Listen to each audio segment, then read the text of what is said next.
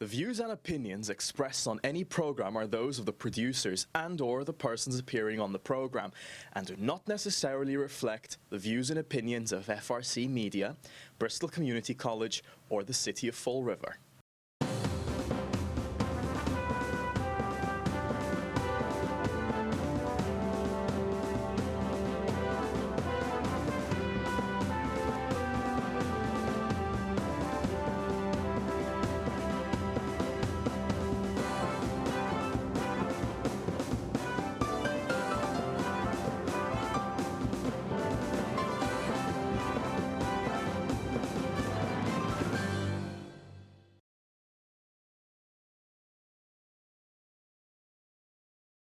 Welcome to Spindle City Straight Talk for May 24th.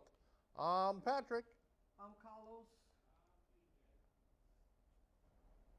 And we don't hear you yet out here, CJ. Can you hear me now? Oh, yes. We're starting off in a losing battle. All our clocks in studio are way off base. So this is what's creating this headache of starting late. And I truly am very sorry, people. We will run the show for the full half hour, although you will not see it in totality live, but you can watch it on YouTube Live and you can watch the rebroadcast at 5 o'clock. So let's get right to the news. As many of you may or may not be aware, a decision was rendered Tuesday in regards to medical marijuana patients and discrimination. The ACLU released the story. In a ruling in an important ACLU of Rhode Island lawsuit dealing with the rights of medical marijuana patients, the Rhode Island Superior Court issued Justice Richard Leak today ruled that a Wesley Fabrics company discriminated against Christine Callahan when the offer of paid internship was rescinded solely because of her participation in the state's medical marijuana program. In its decision, the court held that the state's medical marijuana law, which bars discrimination in employment against cardholders, applies to job applicants like Callahan. You know, the medical marijuana scenario and marijuana in general is a really tough issue here in Massachusetts because there's a lot of rulings and a lot of decisions which have yet to be rendered. So we will have to see how that turns out as a whole. But what do you guys think? I mean, you know, the interesting part is it's still against federal law. And Judge Lead is a very strict interpretational person. I've been before Judge Lead, and he goes right by the facts and the law. And as far as discrimination, he's absolutely correct. But the one thing he didn't rule on was the fact that it's a violation of federal law. I'm just waiting for the Attorney General of the United States to start cracking down. And I think a lot of people are going to be very disappointed, especially if you're planning on opening a medical marijuana distribution or grow plant in Massachusetts. I think eventually that's going to be seized by the federal government as the proceeds of a violation of federal law, and probably the proceeds in Colorado and the other states. Hopefully President Trump will put it towards the national debt. yeah, well, it's got to be interesting because Trump's already trying to cut everything under the sun on his new budget proposal. But it's going to be interesting to see how this pans out. Carlos, you're quiet on this issue. To me, it's a can of worms. You know, when you open it, that's it. And now it's going to be, you know, anything under the sun. It's going to try to be, you know, saying that they've been discriminated and this and that.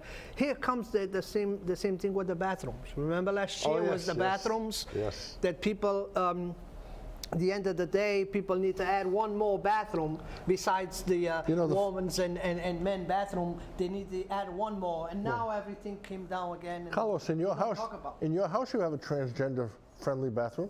You don't have one bathroom. Yes. I only have one in mine, so I don't think what the big deal is on that. Well, One per floor. people just look for an issue. The Department of Revenue finally provided me with something that I had requested earlier this year, and we had spoken about it a little bit on the show, but I want to go quickly over the numbers.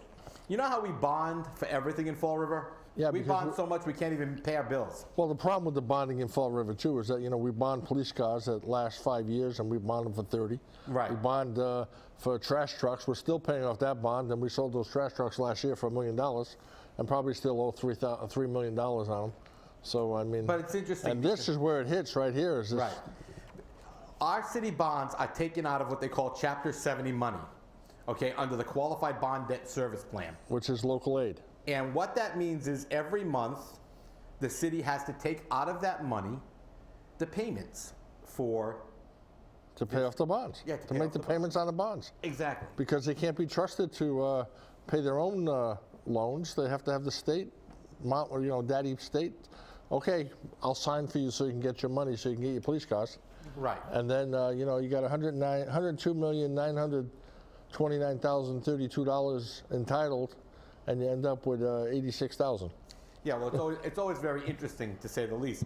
So in fiscal year 15, that's 2 years ago, the Chapter 70 money was $102 million. $102,929,032 a year. Those are made in monthly payments throughout the year. In July, the first payment was $8,577,000. The payment for the bond was $1.925 million. That's almost $2 million. That's 25% of the Chapter 70 money coming to the city. In August, the city couldn't afford to make a payment, so they didn't make a payment. In September, they only paid $530,000. In October, they paid nothing. In November, they paid nothing. In December, they paid $768,779. They only received $857,000 that year, that month, for Chapter 70 money, which gave them $88,000 to run the city of Fall River for the month of December. A month where it snows sometimes. Okay? I like March. Hold on, I'll get there. In January, they only made a payment of $580,000. In February, they didn't make no payment at all. And because they didn't make all these payments in all these months preceding, in March, they had to make a payment of $3,890,000, resulting in a deficit. That means a shortfall, meaning they didn't have the money, of $3,032,880. That's all your bonding. Now, CJ, you say they made a payment. They didn't make a payment. They were deducted automatically by the state. That's right. It wasn't the city didn't write a check. Right. It's we took our money up front. That's right. They take their money up front. But when the city is financially strapped, they can request that they not make a payment. That they not deduct it. Right. Well, they're payments. You call it a deduction, call it a payment. Any way you look at it, it's the same. A payment is when I write the check to you. Deduction is when you owe me money and you're taking my money out before I get what I've left. Right, because that's the only way the state's got to get the money to pay these bonds, because they know Fall River's not going to pay it. So April and May, again, no payment. And then in June, the end of the fiscal year, they made a payment of $150,922. Now, that's just for fiscal year 15. Now, for fiscal year 16, they received $105 million. Again, $1.96 million in deductions. August, no deduction. September, $463,000. October, no deduction. November, no deduction. December, $2.227 million. They at least had some money left over. They had $6 million left over for the month of December. There was no Christmas that year. In January, they only paid $556. In February, nothing. In March, they paid $3.253 million, or deducted that. But that time, they didn't run into a deficit. They had $5 million left over to play with. Nothing in April, nothing in May, and then $533,531 in June. This is how you are paying this money back. And then the city council and the mayor scream, they need more Chapter 70 money. Stop bonding. You know, the interesting part is the state grabbed $3.8 and $3.2 million because they knew it was getting towards the end of the fiscal year, and they'd never get their money if they let the city get it at that point. Exactly, exactly. So, I mean, Carlos, if you have to make payments to the bank, okay, or your bank deducts it from your checking account, okay, and you keep bonding and adding more to the debt, but you don't have more money to pay back the debt. The problem is, if I'm in so much debt, no bank will give me money again until at least I caught up with my payments and I show history that I'm being able to pay at least a year. because if you go to, and you turn this into private, the only time they ask you to go on your account and take the money is when you already show bad credit history, bad payment history. That's the only way. I mean, insurance on your cars now, 80% when you go to open a new insurance policy, they request you to get the money automatically thrown over your account.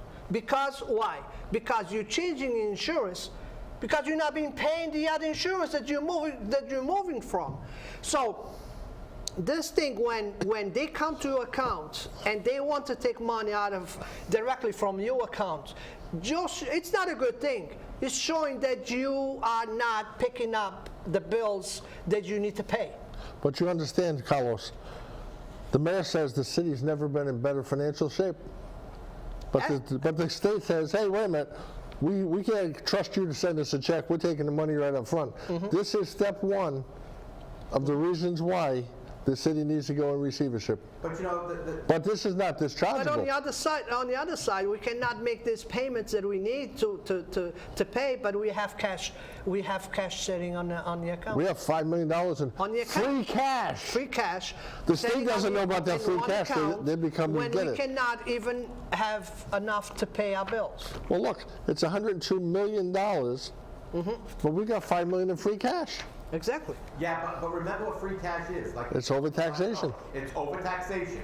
And I'm quite sure that every one of our viewers can figure out what they can do with $60.23 in their pocket. Yeah, I could pay my water bill. Maybe yeah, that's doubled. That has doubled in the last maybe year. the next mayor will push a request to the city council to issue refund checks to the taxpayers to reimburse them for the overpayments. What fantasy land do you live in? Oh, it must be the same fantasy land where the budget came from. Yes. The 2018 budget. That's okay. That budget He still believes in Santa Claus. Yeah. No, the mayor believes in Santa Claus if you looked at this budget. And the Easter Bunny. Now, I've already had this budget reviewed briefly. By the way, before we get started, Mayor, you know the phone number. If you don't like what we're saying, feel free to call. We'll put you right on the air, just like they do at the other place. We've had this budget reviewed briefly, and we will be having more information when Chip returns. Chip is meeting with a couple of accountants while he's on his business trip, and they're reviewing this. And so far, the preliminary statement of very reputable accountants, very reputable financial managers is, this budget is a farce. It is a fantasy world. Now, first off, let's just look at the retirement contribution. Oh. Okay? PERAC has a specific amount that must be paid every year. And PERAC stands for Public Employees Retirement. I forget what the AC is, but yeah, committee. But they oversee all the various retirement boards. Okay, I believe it's advisory. And what happens is that they set the amount based upon some numbers that accountants come up with. They're called actuarials. And these numbers say this is how much money you can spend, this is how much money you have to bring in. Now, the payments from the city are significantly lower than the PERAC requirement, which means the city is underfunding the retirement system, which is already underfunded. And then the city wants to put EMS into Group 4, which will then more significantly underfund this retirement system. Now, accordingly, we haven't found out, and we are currently looking, so I'm going to give some benefit of the doubt here, on whether or not that underfunded amount that's put in the budget does not include the monies from other sources that are supposed to be in there, i.e. the Diamond School System and the Fall River Housing Authority, because they are part of the Fall River Retirement System. But even with those contributions, one must ask themselves, and I'm going to quote an accountant, whenever you divide this up in this manner, normally what's happening is somebody's trying to hide something, or somebody's trying to move something around. Without having all the information, we can't say that's happening. But it wouldn't surprise us if there was some magic money happening here. And that's the problem we have in Fall River. It's always this magic money numbers. CJ, it's not magic money. It's smoke and mirrors. The mayor is an expert at that. Well, and accordingly, according But to the numbers sooner or later, we always found out. yes, sooner or later we find out, especially here at Spindle City Straight Talk. Carlos, move your mic up because I don't know if it's going over it or what, but you don't come in. I know. I was running There you go. A little better now. I was running into the studio. I know, we were all working. I was here waiting. Accordingly to the numbers presented to the City Council from Mary Sahadi and Kathleen Viveris, revenue streams this fiscal year, like with the Commonwealth, are under projection. Now, the mayor is projecting 14% increases just in the excise tax bill. Okay, the excise tax revenues. 14%? Where are you living? When you project in a municipal budget, you project conservatively so that you can meet your expectations in your budget, and your budget does not run you into deficit spending, which you cannot do. Now, if you're projecting 14% and you come in at 4%, you're in big trouble. And that's why these numbers aren't making any sense.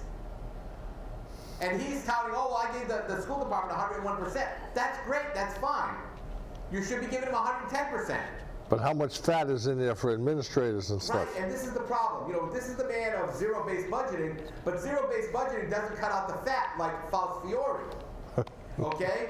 It doesn't cut out the fat of all his friends who are getting $80,000 a year jobs, $50,000 a year jobs, $40,000 a year jobs if they don't do anything. By the way, did you see the ordinance committee meeting last night? There's a new position in the mayor's office, and she's getting a $5,000 stipend because there wasn't enough money in the budget to cover her salary. Right. Once again, there's that word, stipend. Yeah. I'm gonna think of what the acronym stipend stands for. And I'm not surprised that we don't have those answers because city councils don't have the answers. And when the administration comes in front of the city councils, like Kathy Ann was there at the last meeting, and every time they get a question is, I'm sorry, I don't have the information in front of me. I'm going to have to take a note in here, which I'm going to forget about it and get back to you. Because I'm sitting there and the question comes when, I don't know if you saw the meeting, the city council asked her about her contract. Yeah. And got renewed. I saw that. And was questions about, was an increase on the salary, was any change on insurances or whatever? No, so how much are you making? And she said, I don't know, I have to get back to you. Yeah. So yeah. Kathy Ann don't know how much she makes. But she did, one thing the council president did ask about Kathy's contract was, when does it expire? Exactly. And she said December 31st, because, you know, the mayor can't grant a contract into the next term of office. Yes, but I was amazed but last night, they were talking about this position. Yeah. And City Councilor Olivia LeBeau asked about, well, if it's budgeted for this, how are you paying that? And that's when Kathy said, oh, we have a $5,000 stipend. And Vice President, Council Vice President Linda Pereira went crazy. She said, that's why we don't trust you. You lied to us. You know, it's not an outright lie, it's a lie by omission. But, right. You know, if Pam hadn't asked about that, we would have never known there was a Oh, yeah, well, it's getting to the point that we're going to throw on the wall to see if it sticks. And there's no more, and that's what happens. And in the new budget, there's no more receptionist in the mayor's office. She's now an administrative assistant with a $9,000 pay raise. Of course. You know, but here's the thing. The mayor touts the fact that through the fiscal year 17 budget, there is funding for 7 new police officers in the patrol division, including at least 2 new hires and an additional 5 staffing positions in the fire department, and absorbing all of the staff that were funded through a SAFER grant. Additionally, $100,000 will fund 4 unmarked police vehicles and a new patrol car. Okay, hold on a second. Is that new patrol car the mayor's? Now, is this $100,000 in addition to the 10 we've already bought? Probably. And if that's 4 unmarked police vehicles and 1 new patrol car, that we're looking at $40,000 a vehicle.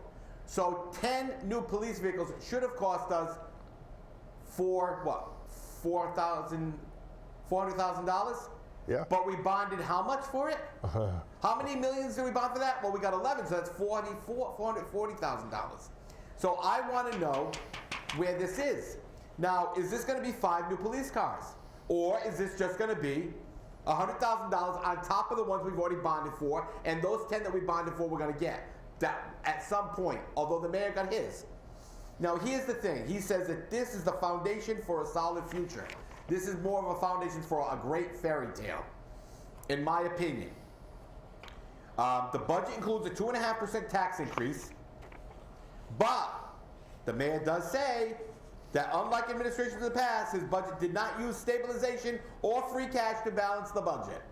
Woohoo! You should never have to worry on doing that. Your budget should be lean and trim. There's also $80,000 for new police surveillance cameras. Right. And I like the last sentence on page 2. Correia said rental unit inspections are required by law, but the city hasn't had adequate staff to comply with the law. That seems to be a recurring theme in Fall River's. When it comes down to cameras, what I want to ask, the question I want to ask is who's going to be working with those cameras? Because last time I checked, last time I checked, we didn't have enough staff to go through the information that our cameras were captured. So guess what? I hope that they have in consideration that we need this extra I don't know person. the answer to this, but I would hope that the dispatchers of the Fall River Police Department are looking at any police surveillance cameras while they're on duty. I would hope that they're not just recording and if there's a crime, we'll go back and look and see the cameras. Yeah, I mean, now let's get real. I mean, you got to give the mayor credit. He did present the new budget. He presented it early. I got to give him credit there. I will always give him credit where it's proper. He's claiming that he's going to have a complete overhaul of the information technology in city government. When he took office, he said that we will have a new city website. Where is it? Another unfulfilled promise. Okay? He says that their IT department's a little more than behind the times with a substantial increase in fiscal 18 budget. The department will soon launch a 311 service, 311 service that will provide residents and visitors access to city government information. Woohoo. Well, that means more jobs. Well, the problem is we've had other communities in the Commonwealth who've had 311 for 20 years. Right. And we're all over the country, and we're still behind the 8 ball.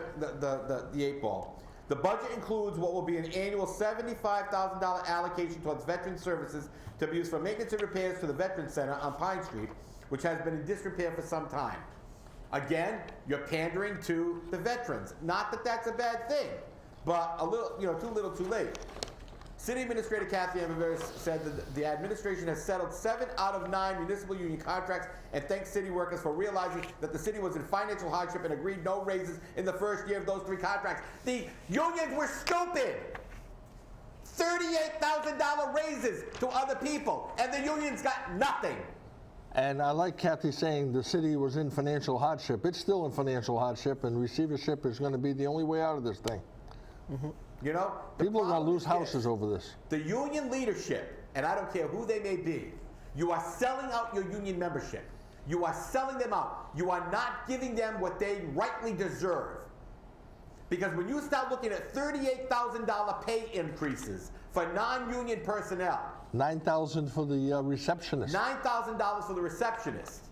Again, non-union personnel. That's nearly 1/3 of some of the secretaries' jobs in the city. Exactly. Going to give them a $9,000 raise. Why are you allowing the city to say we can't afford it? They're full of crap. They're full of crap. And the rank and file should take their union leadership, tie them to a tree, and burn them. Burn them in effigy. I'm telling you now, get a big old dummy, wrap it up in a tree, and burn them in effigy. Because they're selling you out. What are they getting from it? What are they getting from it? That's my question. I have never in my life seen union leadership kowtow to an administration. None of them filed grievances, none of them filed complaints, nothing. They don't want to make the mayor mad. You know what? Who cares? You don't work for the mayor as union leadership. You work for the rank and file. You've got to get it together. And for you to sell out your membership and believe for a moment they don't have the money when they can give people $38,000 pay raises. How come everything is in parity for everyone else, but for the city of Fall River, it's not in parity? When you go to the JLMC, you have to present 10 cities of like size, quality, and style. And the city would then have to prove that they cannot afford to pay it. And your argument would always be, you gave a $38,000 pay raise to XYZ, you gave a $38,000 pay raise to XYZ, you gave a $9,000 pay raise over here. How can you say you can't afford it when you're giving it? This is why Fall River is the way it is, because it's okay for my friends to get a pay raise, but the people who do the actual work, like the clerks, like the DCM workers who are cleaning the streets, fixing the streets, those people don't get the pay raises. They're expected to take it on the chin. City councils always mention this. You know, it's people working But they approved the for budget. our city for many years. They never see a raise for years. I was looking at the But salaries. the end of the day, when you approve a budget, you approve everything it's on it. And when you approve the contracts that come before you, okay, you're saying, screw you, workers, because guess what? You're not getting a dime. But we're going to approve a $38,000 pay raise. That's why every one of those 9 city councils should go. And I don't want to hear from Pamela Liberté-LeBeau or from Richard Cabaceres, oh, but the fire department deserved that contract. The EMS deserved that contract. No, they didn't. They deserved better. They deserved better. Because they got zero. That's what you give people. You don't give your friends a $38,000 pay raise or a $5,000 stipend. You give the people who do the work the money. You reward them with salary for their work. Because when you don't, here's what you do to everybody, not only the workers, not only the people that are in Fall River, but what you do is, you do this to us all.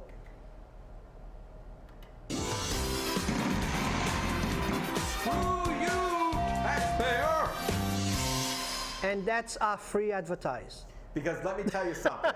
If he can turn around and say that we're on sound financial future, okay, and he goes around touting that he has money, he has excess cash, he has surplus money, well, guess what? If you have all this excess cash, all this surplus money, somebody's full of it, because you're also saying, we don't have the money to pay you, we don't have the money to pay you. Woo, boo, frickety hoo. Okay, I'm tired of the bull that comes out of this. I'm so tired of it. And it's just getting worse and worse by the day. And no matter what we do, no matter how hard we try, we still don't get the right answers and we don't get the truth. Not from Kathy Ann, not from Mary Sahadi, not from anyone. And that's where the problem is. The problem exists in the administration. Okay? Because their idea is screw you taxpayer, just like they did with streetscapes when the city council tried to get you $8 million to fix the streets of Fallujah and Beirut. It was, no, you can't do that. Because Joe Camara said, I don't care about the streets, I care about the mayor's streetscapes. Because his buddies need, his buddies want, his buddies get. That's baloney. Absolute baloney. You know, CJ, yesterday when we got the budget off the website, I was looking at the salaries of the people who actually work in the city hall, the clerical workers and stuff. I'm ashamed. Yeah. They got people making $19,000. Yep.